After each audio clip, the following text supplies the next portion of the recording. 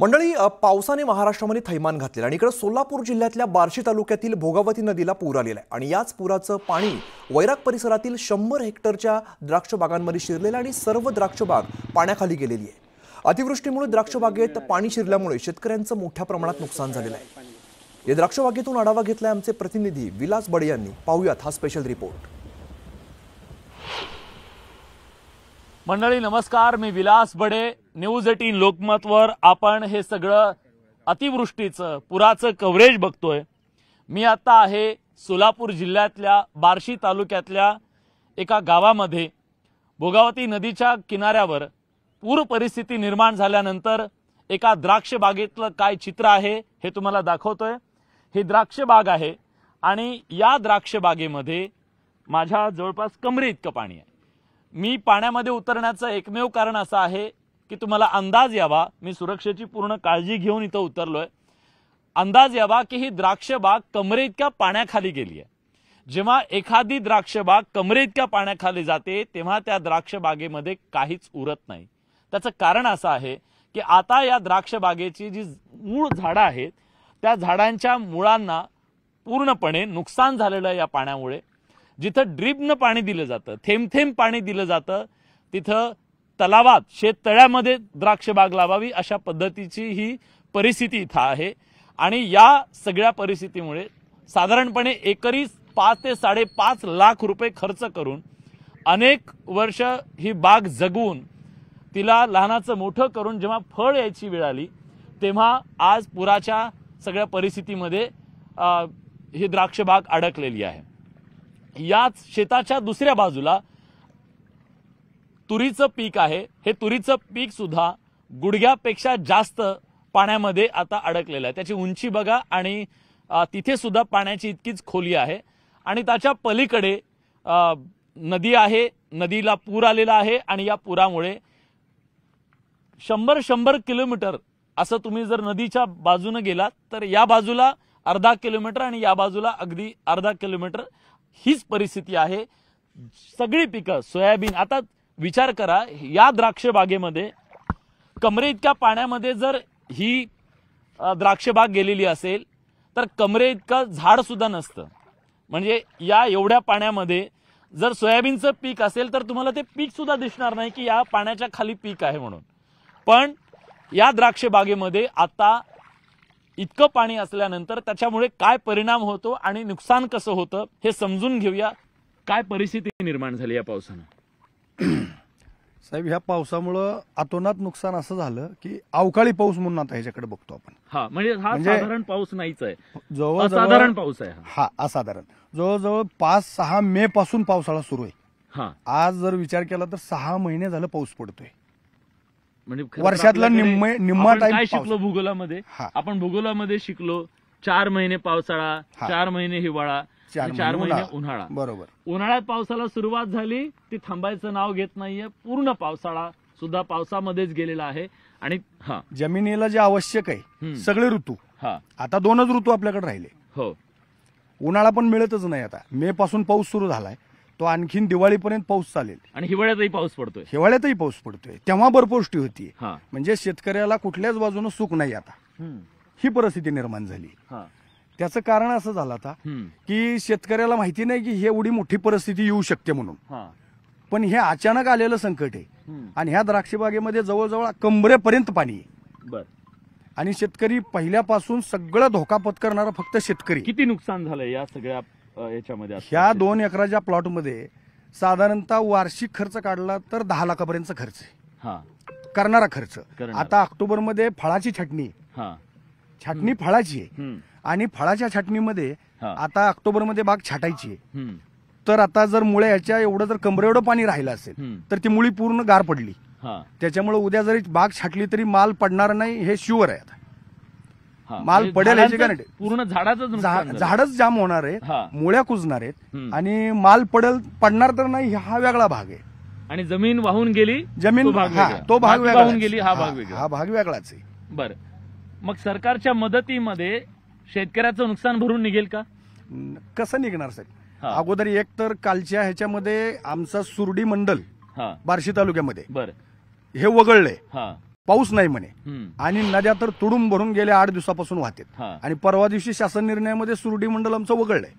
पाऊस नाही म्हणे. इथून 5 किलोमीटरवर सुरडी गाव आहे आणि एवढा मोठा पाऊस होतोय. बरोबर. ही प्रशासकीय आता या सगळ्याचं पंचनामा करायला तरी कोणी आलं नाही? कोणीच नाही. शेतकऱ्याची बाकीची घराची पडझड होते, वस्त्यावर जनावरं वाहून जातात, शेतकरी तिथपर्यंत पोहोचू शकत नाही, एवढे ओढे नाले तुडूंब भरून वाहतात. खरं तर आता साधारणपणे आपल्याला माहिती आहे की ग्रामीण भागामध्ये एखाद्याचं पंचनामा करायचा असेल तर एखाद्या ठिकाणी नुकसान झालं तर पंचनामा, शेकडो किलोमीटर पर्यंत पाणीच पाणी असेल आणि जिकडे नजर जाईल तिकडे नुकसान असेल तर कशाचा पंचनामा आणि किती पंचनामा आणि पंचनामा करणारी माणसं तरी किती असतात? 1 आणि 2. आणि ह्या माणसांना त्या मंडळाचा पंचनामा करणं खरं शक्य आहे का? तर त्याचं उत्तर आहे नाहीये. पण आज या द्राक्ष बागा मी सकाळपासून तुम्हाला दाखवलं की सोयाबीनचं किती नुकसान झालेलं आहे, तुम्हाला दाखवलं ऊसाचं किती नुकसान झालेलं आहे, तुम्हाला दाखवलं कांदा पिकाचं किती नुकसान झालेलं आहे आणि आता आपण बघतोय या द्राक्ष बागेचं किती नुकसान झालेलं आहे. कमरे इतकं पाणी जर द्राक्ष बागांमध्ये आज साचलेलं असेल ते ओसरेल उद्या, पण जेव्हा ओसरेल तेव्हा मात्र इथल्या शेतकऱ्याचं सगळं काही त्यानं आपल्या सोबत नेलेलं असेल. आणि त्यामुळेच शेतकरी म्हणतोय आज आभाळ कोसळलं, आमच्या सोबत कोण उभा आहे? व्हिडिओ जर्नलिस्ट रमेश भटसह विलास बडे, न्यूज 18 लोकमत, बार्शी, सोलापूर.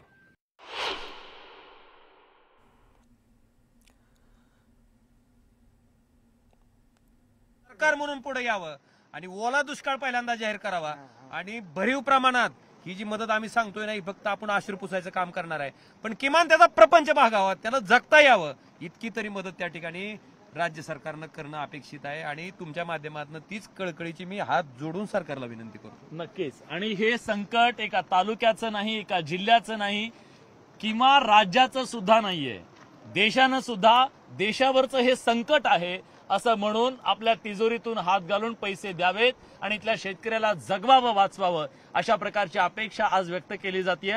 आणि हे जे रौद्र रूप आहे, हे जे पाणी वाहतंय ते केवळ पुराचं पाणी नाहीये, या पाण्यामध्ये इथल्या लाखो शेतकऱ्यांचे स्वप्न वाहून गेलेली आहे.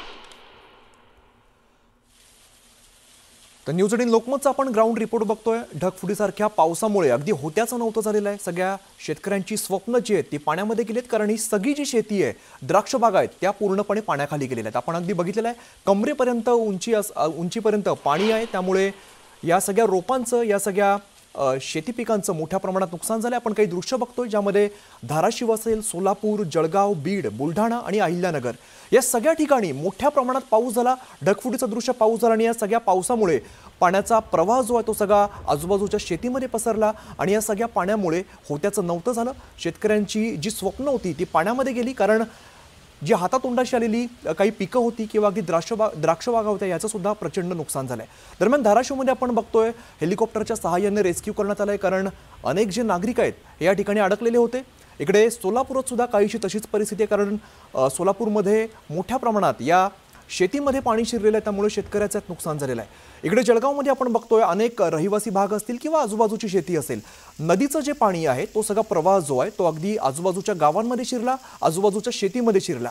तर इकडे बीडमध्ये आपण बघतोय शेतकरी जे काही शिल्लक राहिलंय ते वाचवण्याचा प्रयत्न करतायत, मात्र परिस्थिती इतकी हाताबाहेर गेली आहे की यावेळेला होत्याचं नव्हतं झालेलं आहे, प्रचंड नुकसान झालेलं आहे.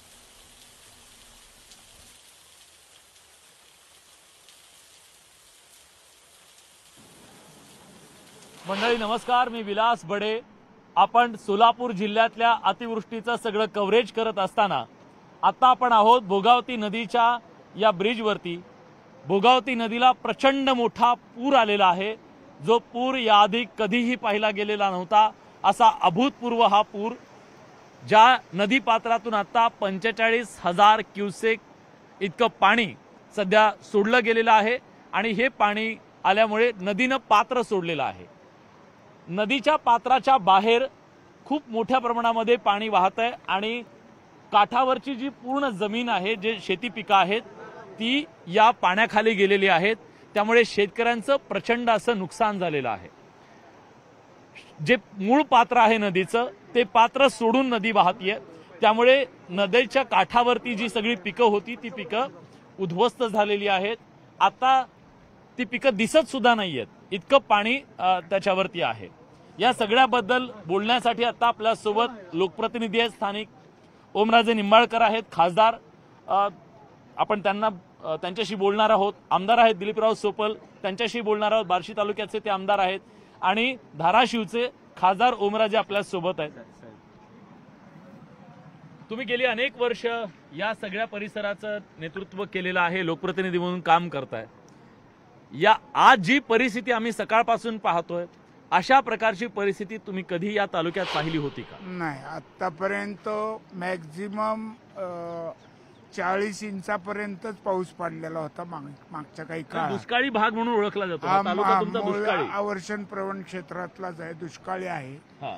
पण एवढ्या मोठ्या प्रमाणात आणि इतके दिवस म्हणजे 15 मे पासून बार्शी तालुक्यात पाऊस चालू आहे. हा. आणि एवढ्या मोठ्या प्रमाणात पाऊस हा कधीच म्हणजे मला जसं कळतंय तसं आजपर्यंत मी एवढा मोठा पाऊस आणि एवढी मोठी नुकसान कधीच पाहिलेलं नाही. साधारण किती नुकसान झालेलं असेल, काय अंदाज आहे? प्रचंड त्याचा अंदाज येणार नाही. म्हणजे पिकाचं नुकसान आहे, बागांचं नुकसान आहे, द्राक्ष बाग आहेत, ऊस आडवा नुसता नाही आहे, त्याच्या खालची माती निघून गेली. म्हणजे कुठेतरी आता मूळ धरून आडवा तरी आहे. आणि बागांचं खूप नुकसान झालेलं आहे. मग द्राक्ष बाग आहे आणि रस्ते पूल तर काय राहिलेलंच नाही. खरं तर हा सगळा भाग म्हणजे इथल्या लोकप्रतिनिधींचा सगळ्यात जास्त वेळ कशासाठी किंवा संघर्ष कशासाठी असायचा राजे, तर तुम्ही आमचा भाग दुष्काळी आहे आणि या दुष्काळी भागाला मदत करा, पाणी द्या, याच्यासाठी संघर्ष केला.